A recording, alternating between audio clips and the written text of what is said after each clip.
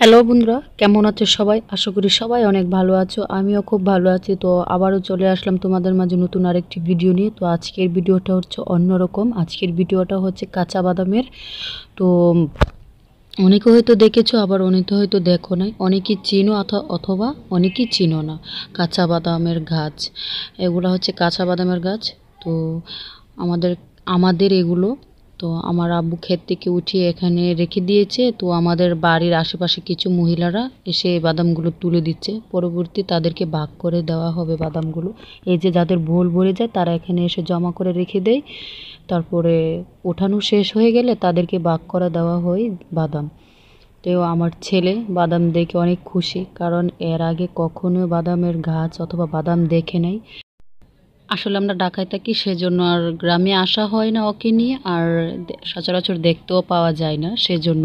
তো এবার চলে আসলাম গ্রামে।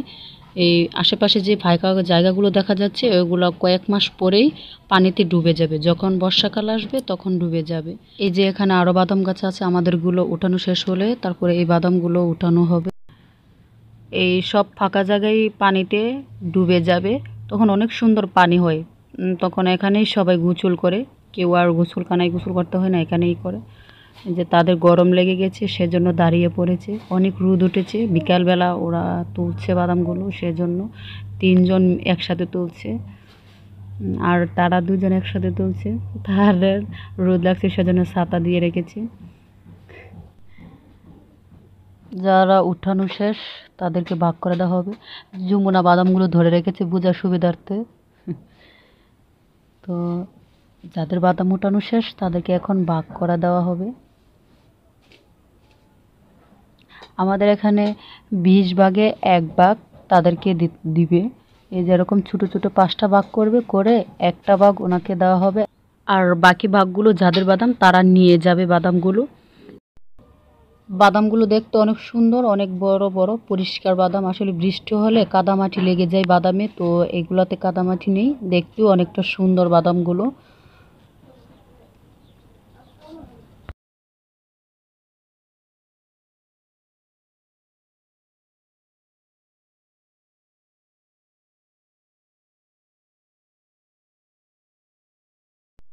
এই যে উনি বাদাম রেখে দিচ্ছেন, ওনার বাদাম ওঠানো শেষ, উনি এখন চলে যাবে, তাই ওনাকে এখন বাদামগুলো ভাগ করে দিয়ে দিবে।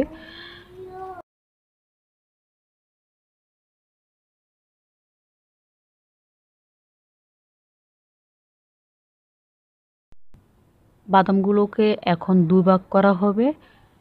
2 ভাগ করে একটা ভাগ রেখে দিবে, আর একটা ভাগ যার বাদাম সে নিয়ে নিবে।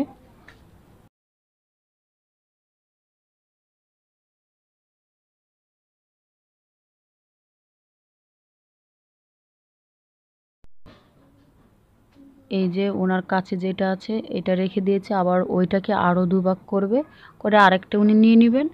আর ওইটাকে বাকি যেটা থাকবে ওইটাকে আবার 5টা ভাগ করবে, 5টা ভাগ করে একটা ভাগ ওনাকে দেওয়া হবে, আর বাকি 4টা আবার উনি নিয়ে নেবেন।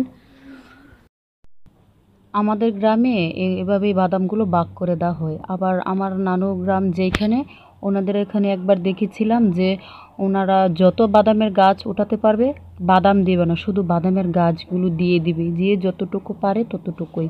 কিন্তু আমাদের এখানে হয় না, আমাদের এখানে শুধু বাদাম দেয়, গাছ দেয় না। গাছগুলো গরুকে ভালো খাওয়ায়, গাছগুলো শুকিয়ে তারপরে গরুকে দিয়ে দেয়।